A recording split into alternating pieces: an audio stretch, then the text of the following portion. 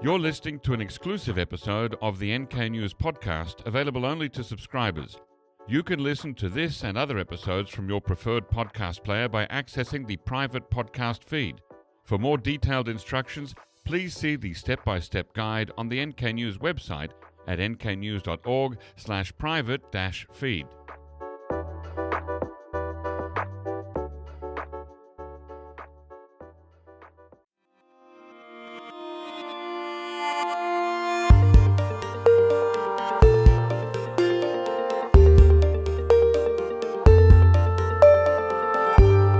Hello, listeners, and welcome to the NK News podcast. I'm your host, Jacco Zwetsloot, and today we're doing something a bit different. Today it is the Tuesday, the 18th of March, 2025, and we're doing a roundtable discussion with three people who are working in the North Korean human rights space. We have Yoonhee Kim, Program Director at the National Democratic Institute in Seoul, and I should point out that Yoonhee is speaking for herself, not on behalf of her organization. Joanna Hosaniak, Deputy Director General of the Citizens Alliance for North Korean Human Rights, who is able to speak on behalf of her organization, and Hanna, Executive Director of the Database Center for North Korean Human Rights, or NKDB, who is also able to speak on behalf of her organization. We did also invite Liberty in North Korea, or Link, but they were unable to be with us today. So thank you all for joining me on the show. Thank you for having us. What a choir. We're all in sync. Yes, we're all in sync, exactly. That's we're here to talk about our big topic today is the drastic cuts in funding by the U.S. government in all sorts of foreign aid, including but not limited to that which is helping North Korean people and North Korean defectors and refugees. So first, I'd like to just get your initial reaction. What was your first reaction from each of you when you heard that the U.S. government was cutting funding to organizations working on human rights issues? Did it come as a shock, or had there been signs that something like this was coming? Who'd like to start? Hanna, you want to kick off? Sure. So just maybe in terms of context, we received the first notice for the suspension of funding and that there was going to be this foreign assistance review under the executive order on January 24th. And this was the day that Lunar New Year started in Korea. So not a great start to our holiday period. And on a personal level, Jacco, you and I were speaking recently because not that long ago. Right, and January 22nd was 1 year of me becoming executive director of NKDB, and my 1 year goal was to keep NKDB afloat. Mm-hmm. And it felt like I had done that for 1 year, and then 2 days later it was a huge shock to the system. I had no idea. I don't think anybody had any idea it was coming. I had been speaking to our colleagues at the U.S. State Department on other related issues, specifically related to our program that week, and talking about how things were due the following week. We were talking about, it's Lunar New Year in Korea, so I'll have to work through the holidays. But it was clear that it was also a shock to our colleagues at the State Department. And I think that's what's been so difficult during this situation, is that it's all happening so quickly. And by the time we receive any form of information, it's already old news. Yeah. And just trying to keep up has been, I think, difficult on our part. Wow, yeah. Okay, Yoonhee, do you want to talk about your experience? Yes, my experience was that I got this news, I've got to know this from the president, NDI's president's message sent to all staff just right after the EO was announced. But it was not, back then, it was clear what it would mean for us, our programs, because it seems to us it was more targeting the foreign development assistance, not exactly. It was USAID, the US. Yes. Gosh, I've already forgotten what it stands for now. It's ancient history. But anyway, USAID.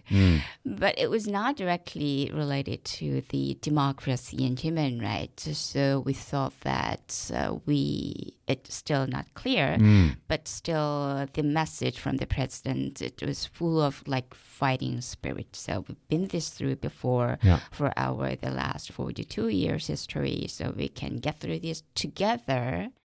So back then, it was not that pessimistic. But just as Hanna said, just every day we got the news that was mind-boggling.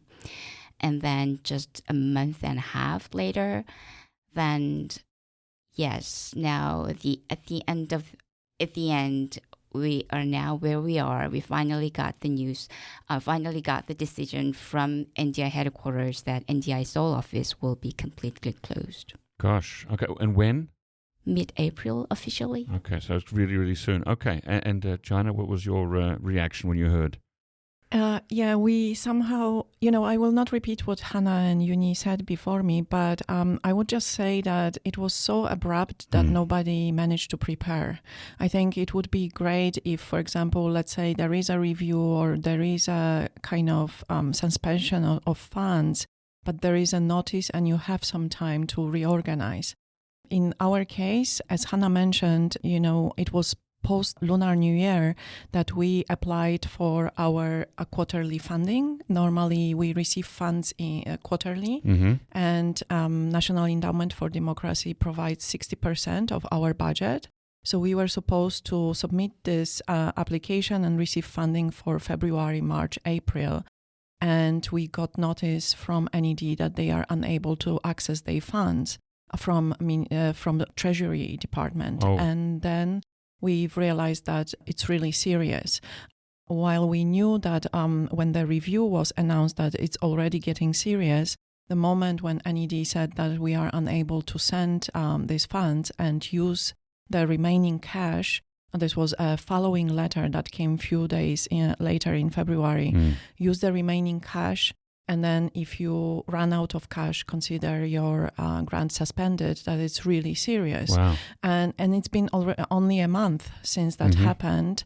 And within that month, there have been a lot of changes to the office, including cuts in to our staff. And we are moving our office next week because we are unable to keep our office going. However, we need a space, at least for North Koreans coming to our office for the programs. Wow. Okay. So now you've already helped to answer part of my next question, which is what are the channels through which the funding comes? So in your case, it was something called the NED, the National Endowment for Democracy. Was that also the channel through which you received your money at NDI, Yoonhee? So the total budget of NDI, I've just heard that 70% of this funding comes from USAID and State Department, and the rest comes from NED.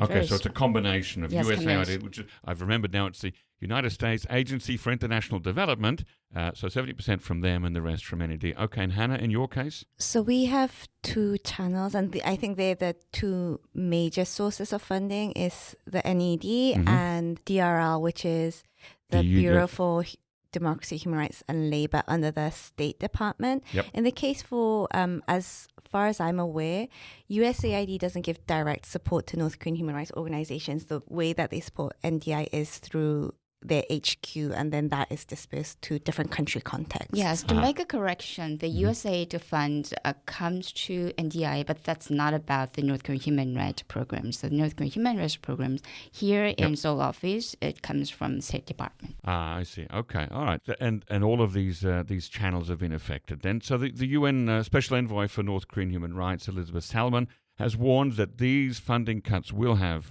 long-term consequences.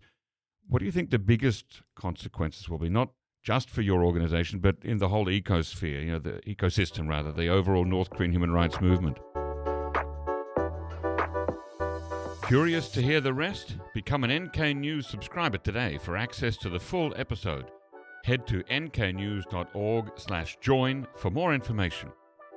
If you're already a subscriber to NK News, you can listen to full episodes from your preferred podcast player by accessing the private podcast feed.